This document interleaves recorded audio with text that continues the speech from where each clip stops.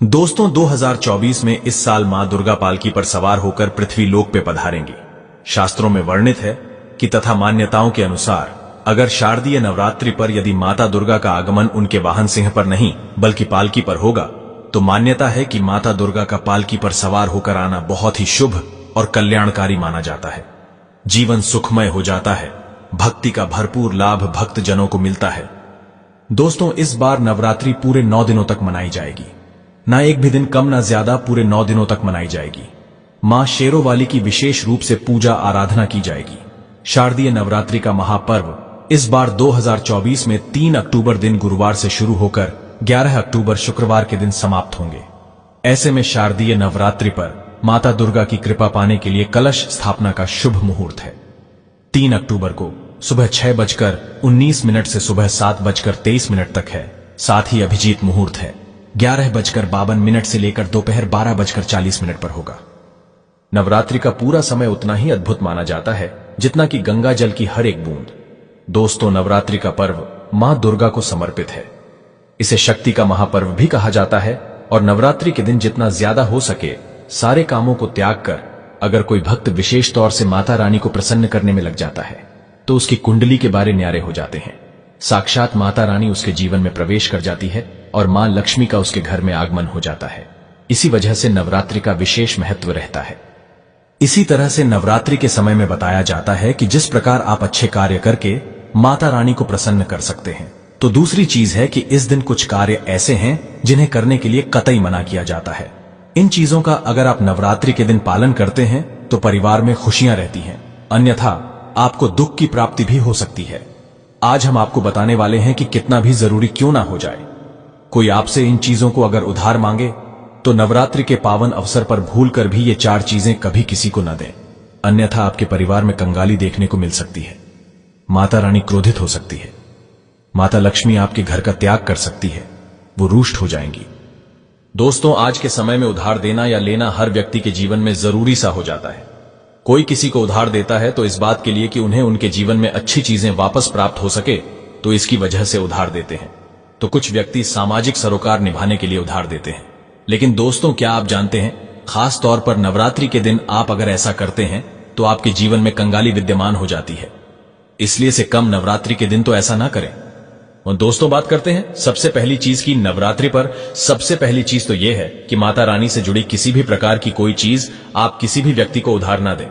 जैसे कि माता रानी से जुड़ा किसी भी प्रकार का फल, माता रानी से जुड़ा किसी भी प्रकार का वस्त्र और माता रानी से जुड़ी पूजा की सामग्री आप भूल कर भी किसी को उधार या फिर दान के तौर पर भी कभी ना दें, क्योंकि माना जाता है कि अगर आप इस प्रकार की सामग्री दूसरे व्यक्ति को दे देते हैं तो आपके घर से माता रानी दूसरों के घर चली जाती है और आपको वो नहीं प्राप्त हो पाता जो माता रानी नवरात्रों में आपके लिए करने वाली थी। तो सबसे पहले आपको इस बात का ध्यान रखना बहुत ही जरूरी है। दोस्तों इसी तरह नवरात्रि के पावन दिन को धन प्राप्ति का सबसे बड़ा दिन भी कहा जाता है। माता रानी साक्षात आपके घर के अंदर आगमन करने के लिए आती है, तो इस बात का ध्यान आपको जरूर रखना चाहिए कि नवरात्रि के दिन भूलकर भी कोई व्यक्ति आपसे उधार धन मांगने के लिए आता है तो आपको उसे उधार पैसा नहीं देना चाहिए, और नवरात्रि के दिन आपको किसी अन्य व्यक्ति से उधार भी नहीं लेना चाहिए। ऐसी मान्यता है कि नवरात्रि के दिन आप जो पैसा उधार देते हैं या लेते हैं तो वो धन कभी लौट कर नहीं आता, बल्कि इस समय धन देने वाला और लेने वाला दोनों कर्ज में डूब जाते हैं। आपके ऐसा करने से माता लक्ष्मी आपका साथ हमेशा के लिए छोड़ देती हैं। दोस्तों वही नवरात्रि पर माता रानी को पान सुपारी चढ़ाने का तथा लौंग अर्पित करने का महाविशेष दिन माना जाता है और माता को खास तौर पर लाल चीजें चढ़ाई जाती हैं। इस बात का ध्यान रखें, नवरात्रि के दिन माता को चढ़ाने के अलावा कोई व्यक्ति एकदम सुबह सुबह के समय आपसे पान का पत्ता या फिर लौंग, दूध, दही, छाछ या फिर संध्या काल के समय उधार मांगने के लिए या फिर ऐसे ही मांगने के लिए आ जाता है तो आपको भूल कर भी किसी अन्य व्यक्ति को नहीं देना चाहिए। अगर आप माता रानी को चढ़ाने के अलावा कोई ऐसा काम करते हैं तो मान लीजिए आपके घर की लक्ष्मी दूसरों के घर चली जाती है और साक्षात माता दुर्गा के क्रोध का आपको सामना करना पड़ सकता है। दोस्तों अगर आप किसी व्यक्ति को गिफ्ट देना चाहते हैं या फिर गिफ्ट के तौर पर कोई चीज है देना चाहते हैं तो खास तौर पर नवरात्रि के दिन भूल कर भी आपको किसी को भी अपनी पहनने वाली घड़ी या फिर आपको बाजार से नई घड़ी खरीदकर आपको नहीं देना चाहिए, क्योंकि हर व्यक्ति के साथ उसका समय अच्छा या बुरा चलता रहता है। इसीलिए आपको घड़ी किसी से लेनी भी नहीं चाहिए। अगर किसी व्यक्ति का समय अच्छा है या आपका भी समय अच्छा चल रहा है और अगर आप किसी अन्य व्यक्ति को अपना समय दे देते हैं तो आपको आने वाले समय के अंदर अच्छे परिणाम देखने को नहीं मिलते हैं। इस बात का आपको जरूर ध्यान रखना चाहिए। दोस्तों, इसी तरह नवरात्रि के पवित्र त्योहार में कुछ चीजें ऐसी होती हैं जो आपके घर की सुख समृद्धि से जुड़ी होती हैं। तो ऐसे में वो चीजें आपको किसी को भी उधार नहीं देना चाहिए, वो भी संध्या काल होने के बाद। जैसे कि कोई आपसे शहद, चंदन तथा गंगा जल, दूध, दही या फिर उधार पैसे भी मांगने के लिए आता है तो जब सूर्य उदय होता है, नवरात्रि की सुबह सुबह या फिर सूर्यास्त हो जाता है, तब ऐसे में इन दोनों समय में आपको घर की समृद्धि दूसरों को भूल कर भी कभी नहीं देना चाहिए। माना जाता है कि अगर आप ऐसा करते हैं तो आपके घर की सुख समृद्धि तथा माता लक्ष्मी दूसरों के घर चली जाती है और वहीं माता रानी भी आपके घर में आते आते वापस लौट जाती है और आपको उसका अच्छा परिणाम देखने को नहीं मिलता। दोस्तों, इसी तरह नवरात्रि के पवित्र समय में आपको उन बातों का ध्यान जरूर रखना चाहिए जो दान पुण्य से जुड़ी होती है। दान पुण्य करना हिंदुस्तान की परंपरा रही है।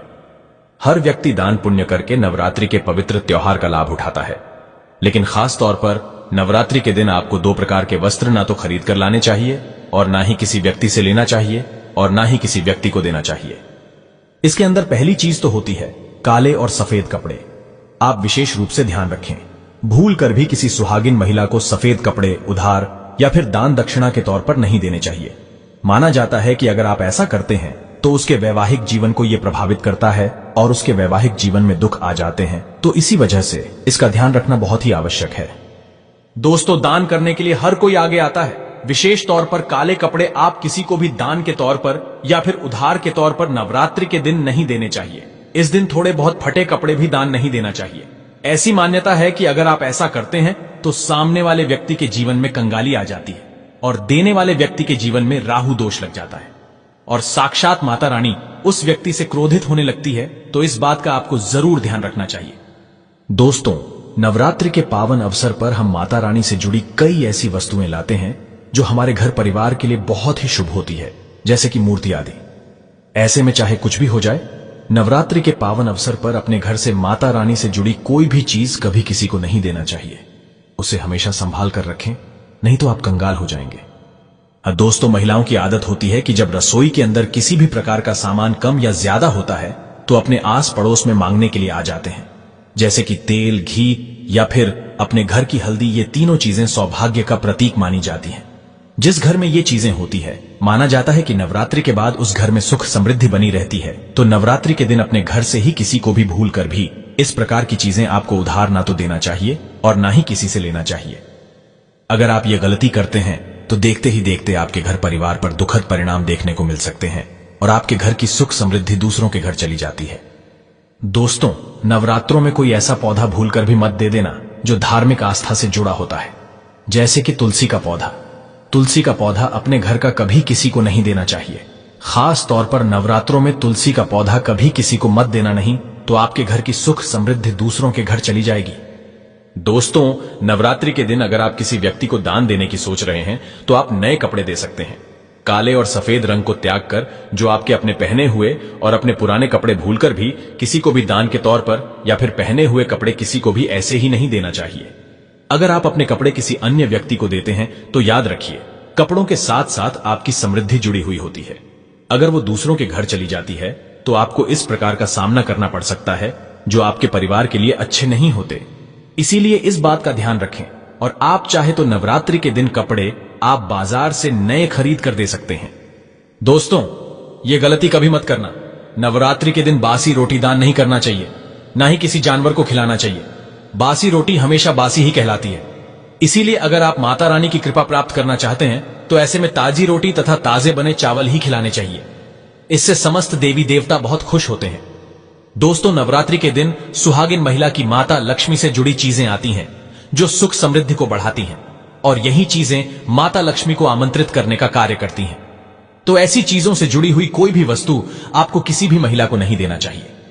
सुहागिन महिलाएं विशेष तौर से ध्यान रखें कि आपके माथे पर लगाने वाला सिंदूर तथा गले में धारण करने वाला मंगलसूत्र और तीसरी चीज अपने पैरों में पहनने वाली पायल और चौथी चीज पैरों का बिछुआ और चूड़ियां भी जो सुहाग का प्रतीक मानी जाती है। ये 5 चीजें किसी भी सुहागिन महिला को भूलकर भी, ऐसे ही चाहे आपकी बहन ही क्यों ना हो, पहनने के लिए नहीं देना चाहिए और ना ही किसी अन्य महिला की पहनने के लिए आपको लेना चाहिए। इस बात का ध्यान रखेंगे तो निश्चित तौर पर आपको इसका प्रभाव देखने को मिल जाएगा और देखते ही देखते माता रानी की विशेष कृपा भी आपको देखने को मिल जाएगी। दोस्तों, नवरात्रि के दिन अपने घर का मोर पंख कभी किसी को ना दें, नहीं तो आपके घर की सुख समृद्धि दूसरों के घर चली जाएगी। माता रानी की चौकी पर मोर पंख अवश्य लगाया जाता है, बहुत ही शुभ और मंगलकारी माना जाता है। नवरात्रि के दिन मोर पंख उपहार में देने से उल्टा व्यक्ति अपना सब कुछ खो बैठता है, आपका धन किसी दूसरे व्यक्ति के घर चला जाता है। ऐसा ना करें। दोस्तों, आपके बुजुर्ग अगर आपको धन दे गए हैं या सोना, चांदी, रुपया, पैसा दे गए हैं तो कभी किसी को ना दें, उसे आशीर्वाद के रूप में संभाल कर रखें। इससे माता लक्ष्मी बहुत प्रसन्न होती है और आपको धन से मालामाल कर देती है। दोस्तों, जो व्यक्ति अगर नवरात्रि के दिन डेली वाले नमक को दान करता है तो उसके वारे न्यारे हो जाते हैं। माता रानी की कृपा सदैव उसके ऊपर बरसती है। नवरात्रि के दिन नमक का दान हर हाल में आपको करना चाहिए। अगर आपको सुख समृद्धि की इच्छा है और आपको माता लक्ष्मी की कृपा पाना है तो नवरात्रि के शुभ अवसर पर नमक का दान करना ना भूलें। नमक का दान करने से पहले उसमें दक्षिणा अवश्य डालें तथा थोड़े चावल भी दान करें। नमक का दान सर्वश्रेष्ठ और मंगलकारी माना जाता है। आप रातों रात अपना भाग्य बदल सकते हैं। दोस्तों, अगर आप वाकई में माता रानी से प्यार करते हैं तो कमेंट बॉक्स में लिखे जय माता दी। माता रानी आपकी सभी मनोकामना अवश्य पूर्ण करेंगी। मां के लिए एक लाइक तो बनता है।